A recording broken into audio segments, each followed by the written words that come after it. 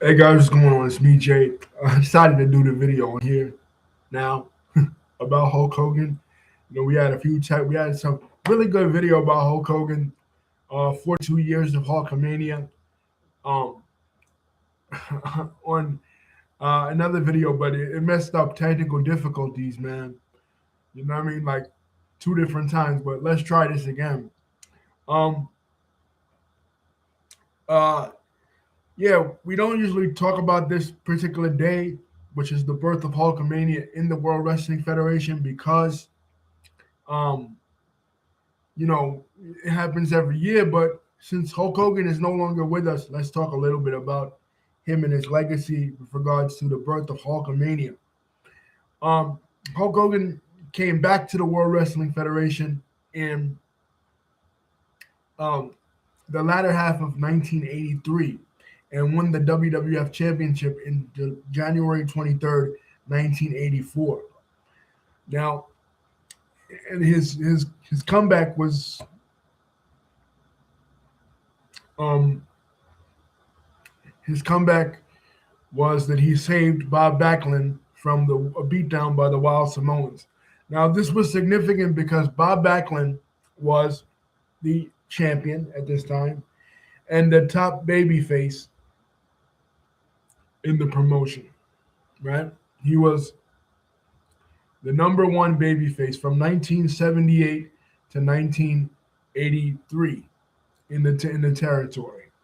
But what was happening in the early 80s was Vince McMahon Jr., Vince Kennedy McMahon, because his father was Vincent James McMahon.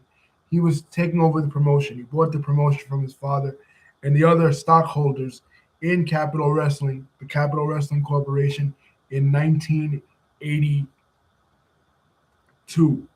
You had Arnold Scullin, Gorilla Monsoon, Phil Zacco, and Willie Gilzenberg, as well as um, Vince Sr., right? But Vince Jr. bought all those people out and formed Titan Sports, which became the new parent organization of the World Wrestling Federation.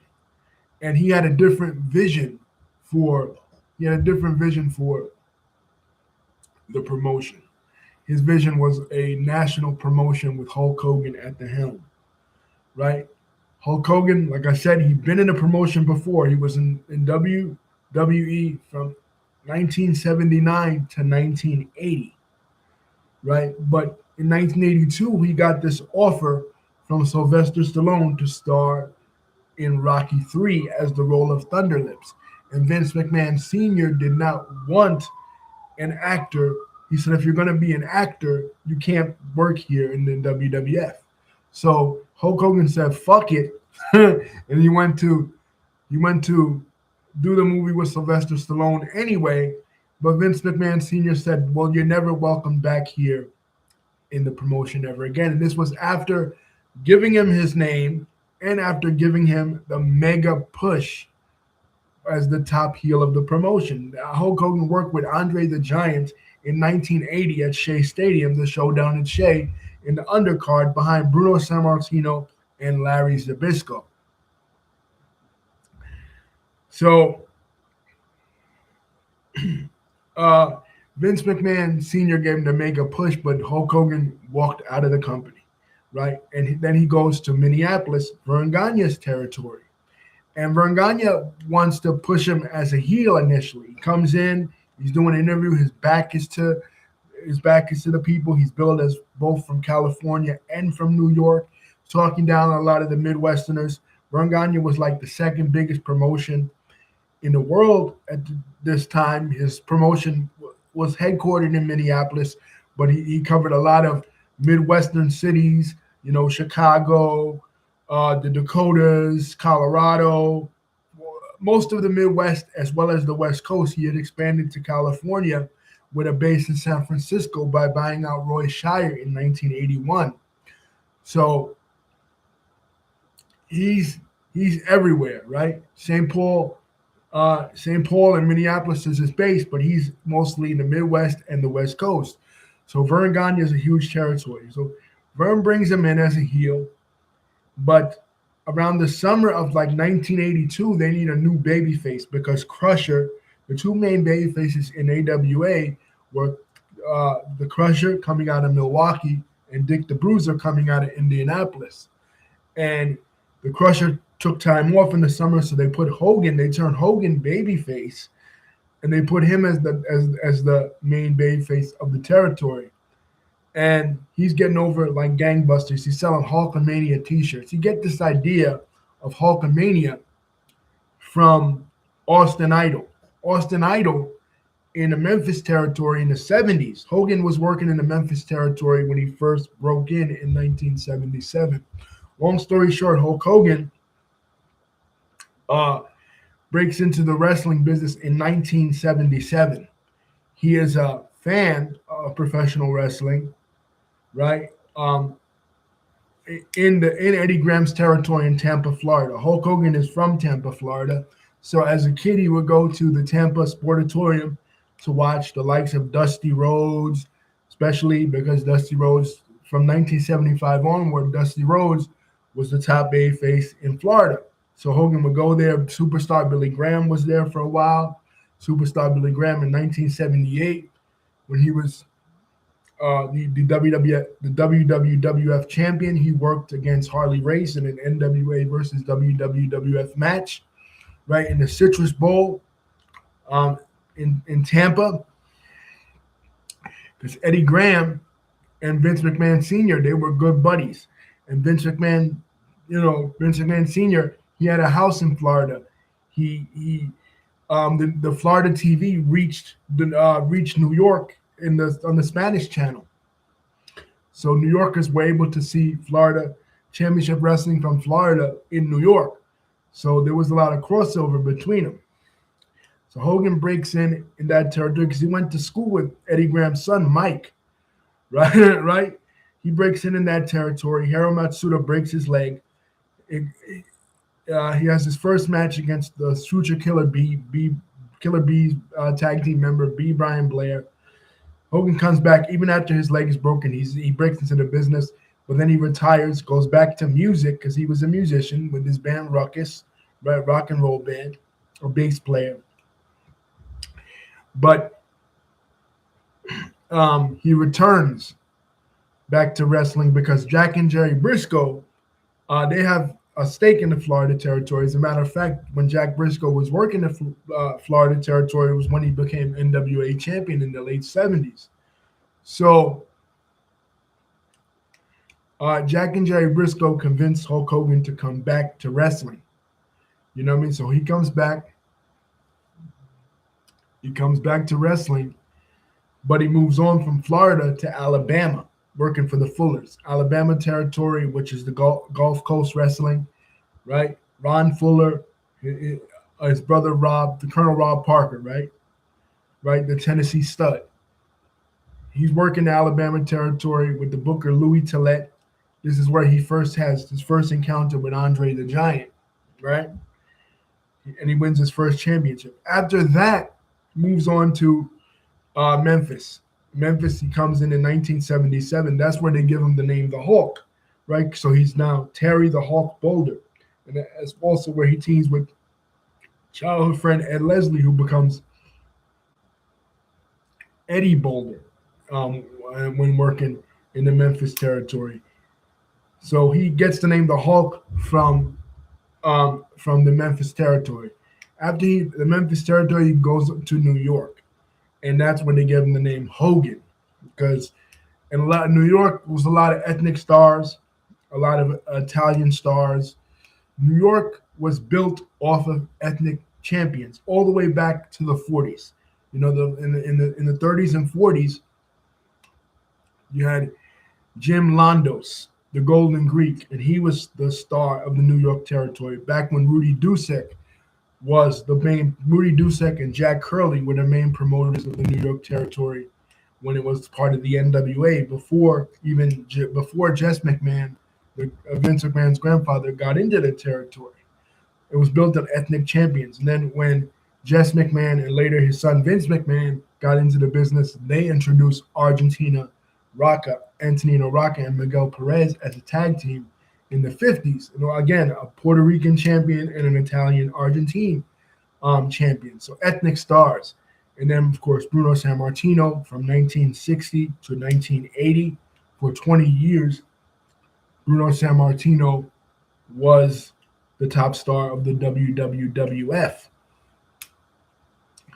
So Vince McMahon Sr. Hayes said, we got Puerto Ricans, we got Italians, we got Polish people, Ivan Putski, a Polish wrestler, Baron Mikel Cicluna, a Maltese wrestler, Bobo Brazil, a black wrestler, Ernie Ladd, a black wrestler, different ethnicities in the Northeast that were catering to each ethnicities, Greeks, for example. So we need an Irish person. I mean, he himself, Vince McMahon, has Irish roots. So why wouldn't Vince McMahon want an Irish champion? So they give him the name Hogan. They tell him to dye his hair red.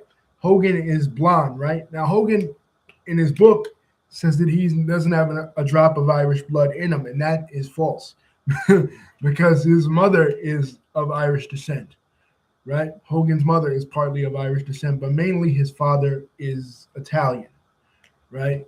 And he's mainly Italian, right? So, but he's already going bald, so he tries to dye his hair, and it's already falling out. So instead of a red-haired Irishman, he just had blonde Irishman, and he becomes Hulk Hogan, the name Hulk Hogan. And like I said, Vince McMahon Sr. gave him the mega push, but this Rocky III thing forces him out. So with regards to Verne Gagne, why does he leave that territory? He's setting the world on fire with Verne Gagne, right? Verne Gagne is experiencing levels of success that he had never really experienced. Verne Gagne formed the AWA in 1960 because he himself was a top babyface, right? In the early days of TV wrestling, like in the 40s and 50s, especially in the early 50s, in 1948, Verne Gagne was supposed to go to the Olympics, but because the United States did not have a Greco-Roman wrestling team, only a freestyle wrestling team, he did not get to go to the Olympics. So from there, thanks to the promotion of Fred Kohler, Fred Kohler was the main promoter in Chicago, Illinois, wrestling at the Marigold Arena, which was one of the first shows of professional wrestling in the late 40s and early 50s. And Verne Gagne, who despite never being the NWA World Champion, was one of the top attractions, especially in the Midwest, especially in Chicago, Minneapolis, where he's from, and St. Paul. So Verne Gagne in 1953, 3 times in 1953, takes on Lou Thesz, who was the NWA champion, the second NWA champion in history after Orville Brown. NWA forms in 1948 in Waterloo, Iowa. Orville Brown, one of the promoters and wrestlers out of Ohio, becomes the first champion. But he gets into a car accident, so they put the belt on Lou Thesz. Lou Thesz had already been in the mid 1930s, defeated already the National Wrestling Association champion. So they unified both belts of National Wrestling Alliance Championship and the National Wrestling Association Championship, right? By having Lou Thesz become the second NWA champion in history. So Lou has this pedigree. Lou Thesz's pedigree goes all the way back to Ed Strangler Lewis, who was basically one of the 3 men who created modern professional wrestling. Took wrestling from its Greco-Roman submission type roots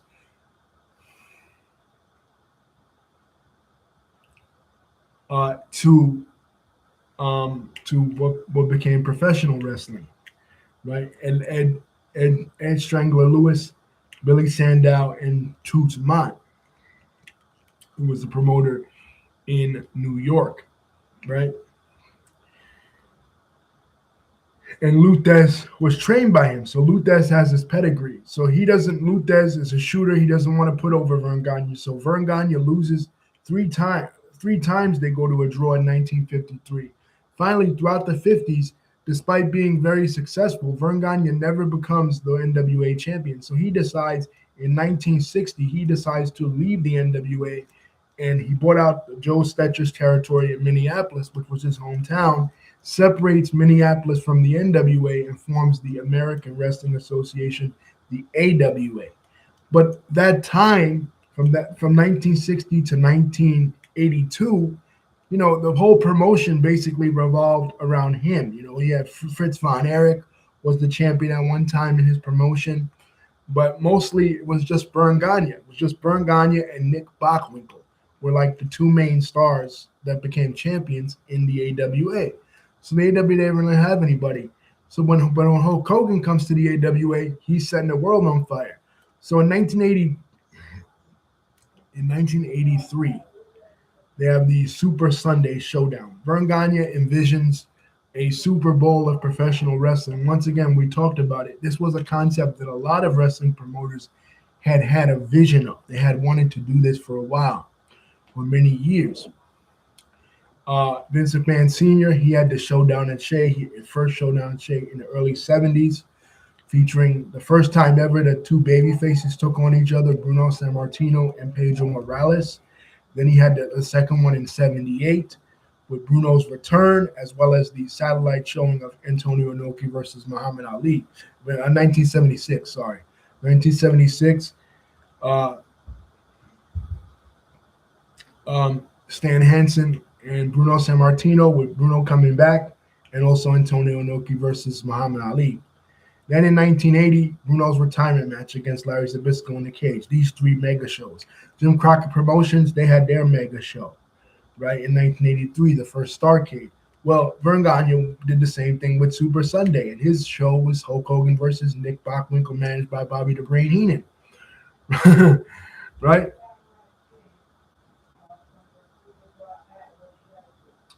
So, Hogan wins the match, but Stanley Blackburn, who is the on-camera GM, if you will, or on-camera authority figure in the AWA, reverses the decision because Hogan threw Bockwinkel over the top rope.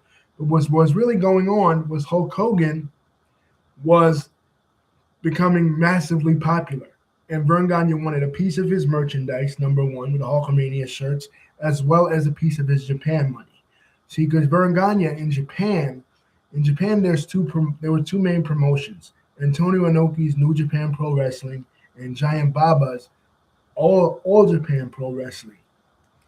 And Verne Gagne had to deal with Giant Baba's promotion, while Vince McMahon Sr., and that's how Hogan got to deal with Antonio Inoki. Vince McMahon Sr. had to deal with Antonio Inoki's promotion. So Hogan was going over to Japan working for Antonio Inoki's promotion and not Giant Baba's promotion. So Verne Gagne wanted in. He wanted a piece of Hogan's Japan money. Hogan was like, fuck that.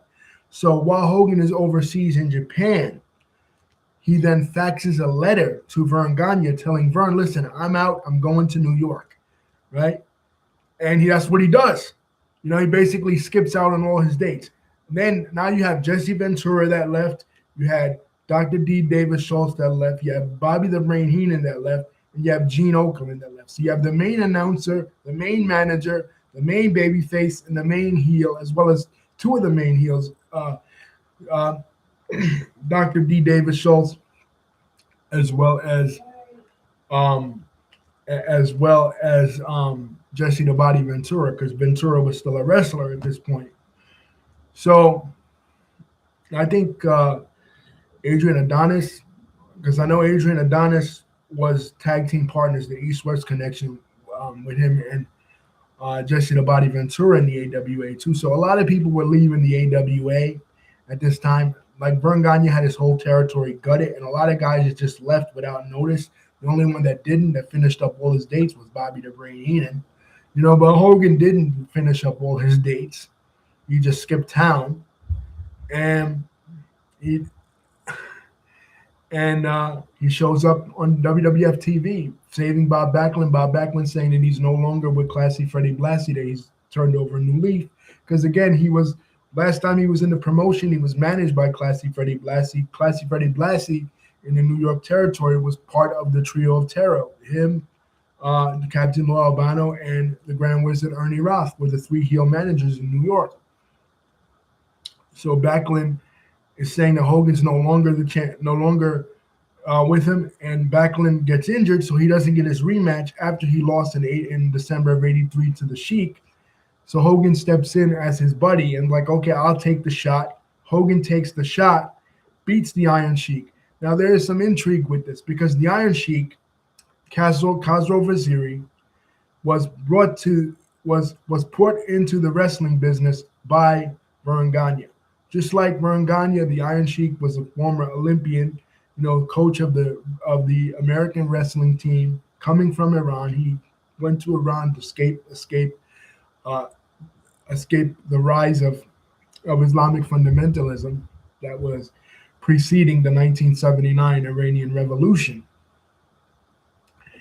And but he left in the 60s. But I guess he kind of saw the writing on the wall. And he was an amateur wrestler, but Verne Gagne, respecting his pedigree, brought him in as a professional wrestler, right? And brought him in as a coach. Verne Gagne's wrestling camp was legendary. Ric Flair came out of there. Ricky Steamboat came out of there. A lot of guys, were trained by Verne Gagne. And Khosrow Vaziri, Iron Sheik, was one of those guys. So being that he had that AWA connection, according to the Iron Sheik, Verne tried to pay him money to injure Hulk Hogan and break Hulk Hogan's legs so that the push with McMahon would work. Because he knew that Vince McMahon was going to go into Minneapolis, right? He knew Vince was going to go into Minneapolis. I mean, with Hulk Hogan, with Dave Schultz, with Gene Okerlund, and with Bobby Heenan. As a matter of fact, the first time the WWF promoted in Minneapolis was a tag team match, Gene Okerlund and Hulk Hogan versus Mr. Fuji and Georgie Animal Steel. So it was basically like a WWF versus AWA match because Fuji and Georgie Animal Steel were like WWF mainstays since the 60s. And Hulk Hogan and Hulk Hogan and Gene Okerlund were Minneapolis guys, coming in from Minneapolis. So this was the beginning of Hogan's massive push. Lord Alfred Hayes and Gorilla Monsoon were on the call, and Gorilla Monsoon said, Hulkamania is here. And from there, from 1984 to 1988, Hulk Hogan was WWF champion his first run, and he was basically the main star of the WWF until leaving in 1993 to go to WCW. But basically, Verne Gagne created Hulkamania. Verne Gagne created Hulkamania. Verne Gagne was the first one to put the faith in Hulk Hogan.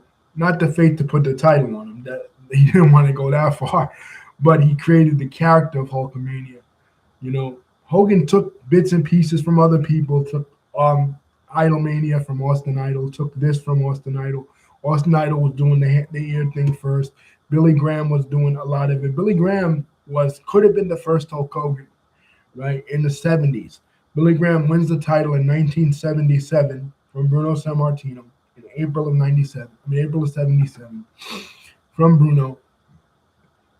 Bruno's second run. And he was getting over as a babyface. But Vince McMahon Sr. didn't want to turn him babyface because he had the plan already to take the belt off him and put it on Bob Backlund, because it all goes back to a bet.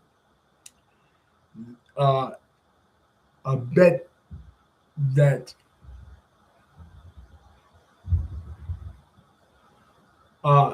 he had with Eddie Graham, that Vince McMahon Sr. had with Eddie Graham. Eddie Graham bet Vince McMahon Sr. that a pure American, all-American babyface could not get over as champion in the New York territory. Because in Florida, they had Jack Briscoe. He was a pure wrestler, and he was an all-American babyface from Oklahoma. So Eddie Graham bet that they couldn't do that with Bob Backlund, an all-American white boy from Princeton, Minnesota. I'm not trying to be a racist or anything like that. I'm just saying that compare the champions that were the champions in the WWF before. You had Nature Boy Buddy Rogers, he was flamboyant, right? He was a character. He first champion in 1963. He wasn't plain. You had an Italian American ethnic champion in Bruno Sammartino. You had the Russian heel Ivan Koloff. You had Pedro Morales, a Puerto Rican. Stan Stasiak, a heel. Um, you had uh,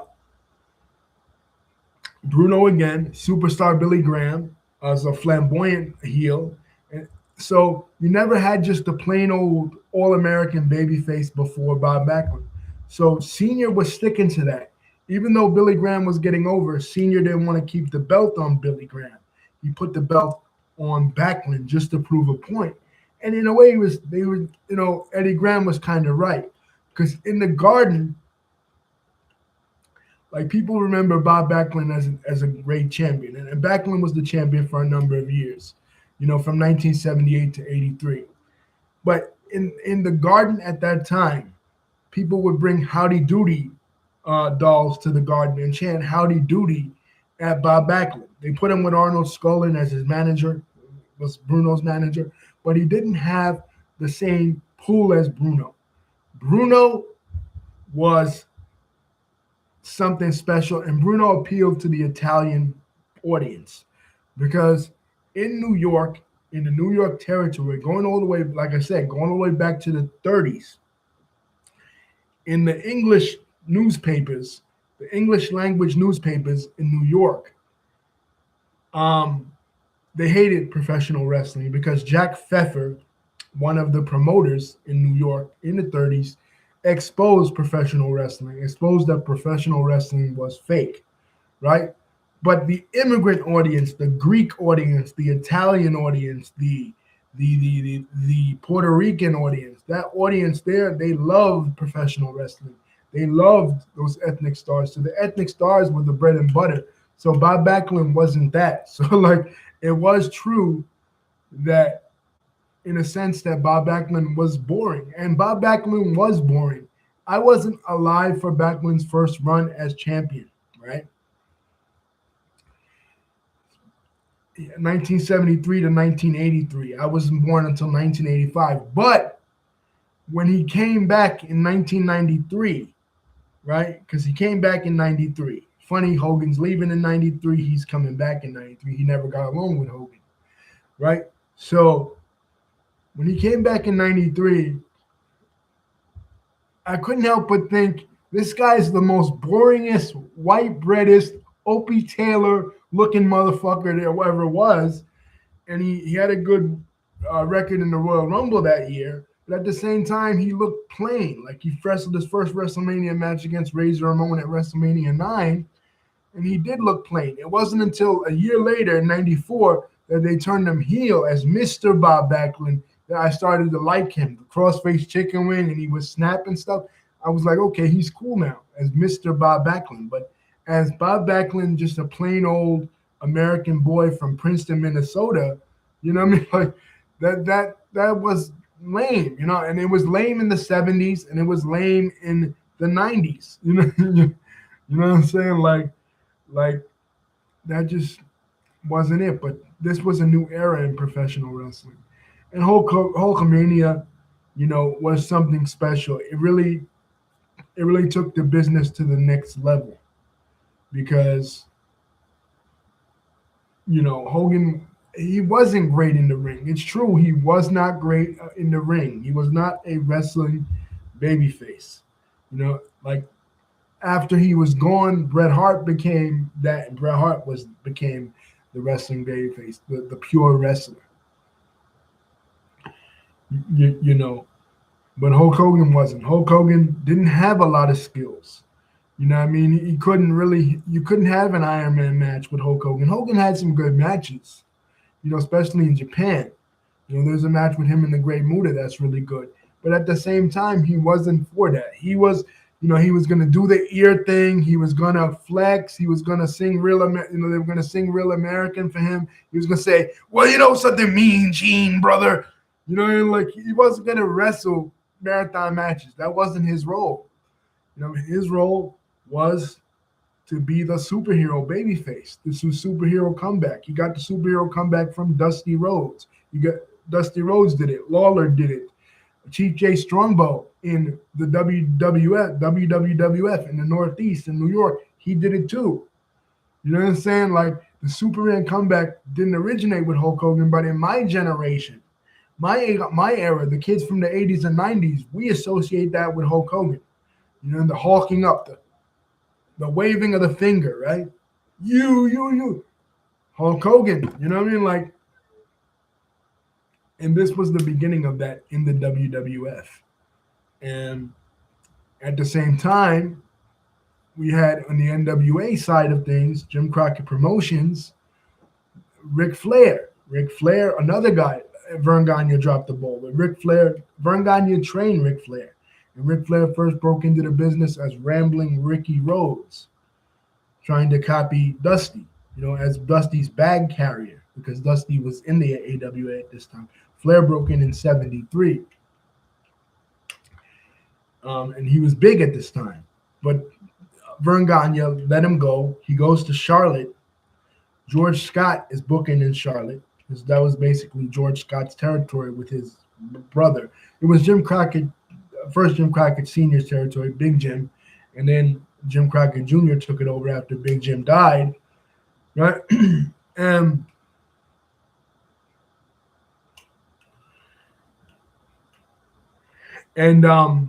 But George Scott had the idea to recreate Ric Flair as a modern-day Nature Boy Buddy Rogers. So he slims down to a slim, but works more on his cardio, and they make him the champion of the NWA in 1981. He defeats Dusty Rhodes. Oddly enough, Dusty Rhodes was his idol, and he defeated Dusty. You know, but they still don't put the NWA board of directors don't put the steam behind him until he defeats Harley Race in the cage in '83, and that's at the first Starrcade. And from there, NWA is pushing Ric Flair, and the WWF is pushing Hulk Hogan. Now, what ends up happening is the national push. All these other promotions, some promoters took the buyout, like Sam Mushnick in St. Louis. Sam Mushnick in St. Louis, he took the buyout. Stu Hart in Calgary took the buyout. Frank Tunney, the promoter of Maple Leaf Wrestling in Toronto, he dies. His nephew Jack takes over. He takes the buyout. Then Jack Tunney goes to work for the WWF as its on-screen president, as well as the president of WWF Canada. Right? Toronto becomes basically an exclusively WWF domain. So does Calgary. So does Quebec. Because I think Jacques Rougeau Jacques Rougeau's family, took the buyout as well. Eddie Quinn, Jacques Rougeau and Eddie Quinn, who's promoter in Montreal, takes the buyout, right? Because I know Jacques and Raymond, they go to work for the WWF. The Rougeau brothers were in the WWF, so I think Montreal took the buyout. I think everywhere in Canada except for Winnipeg. Winnipeg was still Vern Gagne territory, right? But a lot of promoters take it, a lot of them don't. Bill Watts doesn't take it. The consortium that owns Georgia Championship Wrestling, headed by Jim Barnett, Ole Anderson, the Briscoe brothers, and Paul Jones, right? Some of them take it. Only one that gets shut out is Ole Anderson, and that's Black Saturday in 1984. Right? We talked about that before. Louisiana doesn't take it. Louisiana is Bill Watts. He doesn't take it. Right? He eventually tries to go national himself. Dallas, which is headed by Fritz von Erich, doesn't take it either.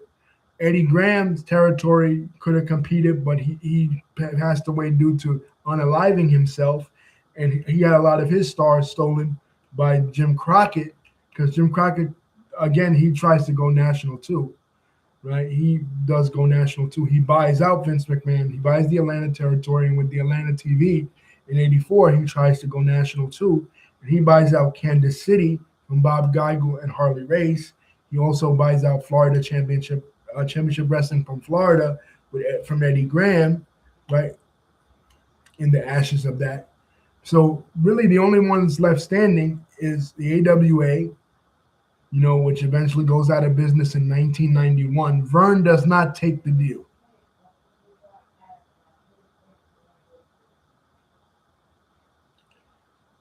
Vern Gagne does not take the deal, right? He fights against it. The Road Warriors come in from Georgia, and he tries to promote different stars. Scott Hall comes in, Kurt Hennig, all these other wrestlers. They come in, and they keep the AWA alive for a number of years, but eventually the AWA goes belly up. Eventually, Bill Watts tries to go national. He fails, and Jim Crockett has to buy him out in '87, the UWF. So by 1997, the only one left standing is USWA, aka Memphis territory. And Vince was already doing business with them since '93. So basically, by the end of the '80s, you only have two promotions. You have WCW and the WWF, and that takes us into the '90s, where those two promotions will be at battle with one another. And it was large. The WWF success was largely because of Hulk Hogan. It wasn't only Hulk Hogan because Vince McMahon, George Steinbrenner, the shit, right? He took everybody, the top stars from every other area. So you had JYD in Louisiana. He took JYD from Louisiana. He took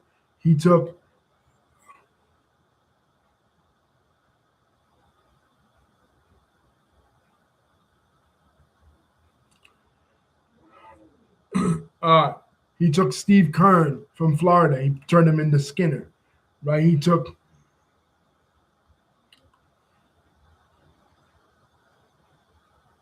Roddy Piper from the Carolinas. He took stars from Georgia, took stars from everywhere, the big top stars.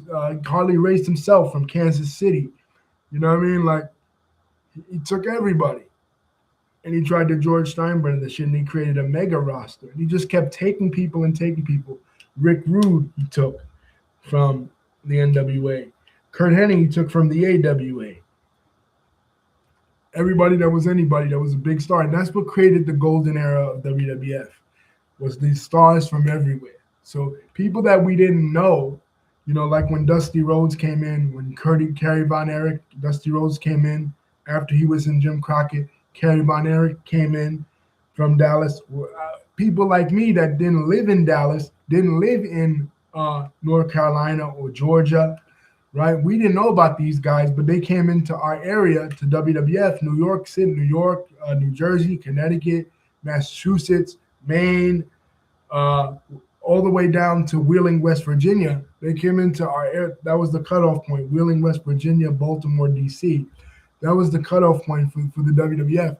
They came into our area, and we learned about them, and we grew to appreciate them and love them. But Hulk Hogan was the main star of that. Now, people ask the question, who, if not Hulk Hogan, who? Right? Because what if Hulk Hogan had decided to stay in AWA? What then? You know what I mean? Like, would Vern Gagne had the foresight to make the AWA national? Because he bitched and complained about what Vince did, but he did the same thing. You know what I'm saying? He bought out Roy Shire's territory in San Francisco, and he started to promote in San Francisco, right? With Pat Patterson, Ray Stevens, and those guys from the San Francisco territory, right? He did the same thing. You know what I mean? He went into Gene Kaninsky's territory in British Columbia and Canada, and he promoted. You know what I mean? He tried to do it in New York, right? He wanted to do it like when Vince went to Minneapolis. He tried to promote in New York. He said, Vince is going to promote in Minneapolis. I'm going to promote in New York, right? But it didn't go that way because Vince McMahon was lucky to be in New York, the head of where the magazines were, all the major wrestling magazines, like the Stanley Western magazines, which became the Bill Apter magazines, like The Wrestler, Pro Wrestling Illustrated, shit like that. Vince was lucky to be in that area. To be in New York, to be in the epicenter of it all. MTV was starting. MTV started in 1981. He co-promoted with MTV, right? He had Cyndi Lauper, he had Muhammad Ali, he had Billy Martin, Liberace, all these people for the first WrestleMania. So Vince McMahon was lucky he was in New York. If he was not in New York, maybe he would not have been as successful. Like Jim Crockett, he was in Charlotte, North Carolina. Charlotte, North Carolina is small compared to New York City, right? They never could really do it in LA because they never really had the management good in LA. LA was promoted by Gene LaBelle and Mike LaBelle, NWA Hollywood, and for a while they did leave for a while in the mid '60s. They did leave NWA Hollywood, the Los Angeles territory, did leave the NWA and promoted on their own, right? And they pioneered the closed circuit concept in 1971 with Fred Blassie versus John Tolos, right? But for some reason, wrestling never really caught on popular in the Los Angeles territory after Fred Blassie and John Tolos and Bearcat Wright and those guys. You know, it was in the 60s. You know, in the mid '60s, like when Fred Blassie was the top babyface of that territory, you know, yeah, it was popular. And they bought out Hugh Nichols' territory when after Hugh Nichols in the San Diego unalived himself, and the Los Angeles territory went into the San Diego territory in Lower California, right? But I guess California wrestling. They had to compete with the movies, the film industry, so that they never really went anywhere. And they were the first promotion to be bought out by the WWF and the national expansion all the way there in California. You know what I mean? So New York was where it was at. Chicago was already a part of Verne Gagne's orbit. So Verne Gagne could have used Chicago as a launching point for a national expansion if Hulk Hogan wouldn't have left.